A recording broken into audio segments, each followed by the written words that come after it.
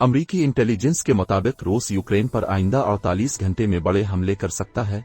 अमरीकी इंतजामिया ने इंटेलिजेंस रिपोर्ट से यूक्रेन के सदर को आगाह कर दिया। अंग्रेजी जरीदे न्यूज़ वीक के मुताबिक इंटेलिजेंस रिपोर्ट में कहा गया है कि यूक्रेन पर बड़े हमले से कब्ल साइबर अटैक होंगे। यूक्रेन पर रूस इस हमले में क्रूज मिसाइल, फिजाई और जमीनी हमले करेगा।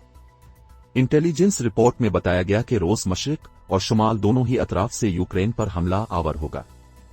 जरीदे के मुताबिक एक अमरीकी अहलकार ने इंकिशाफ किया कि रूस की जानिब से जासूस तैयारों के जरिए यूक्रेन की फिजाई हुदूद की खिलाफ वर्जी की गई। रूस ज्यादा देर तक अपने फौजियों की इतनी बुरी तादाद को मैदान में नहीं रख सकता।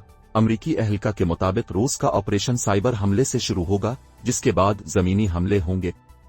अमरीकी अहलकार ने यह भी बताया कि सूरत हाल के मुताबिक रूस के मंसूबे आखिरी वक्त पर तब्दील भी हो सकते हैं। ख्याल रहे कि रूस गुज़िश्ता रात को यूक्रेन पर हमला कर चुका है, जबकि यूक्रेन हुक्काम के मुताबिक वज़ारत ख़ारजा समेत दीगर अहम सरकारी महकमों और बैंकों पर साइबर हमले हो रहे हैं।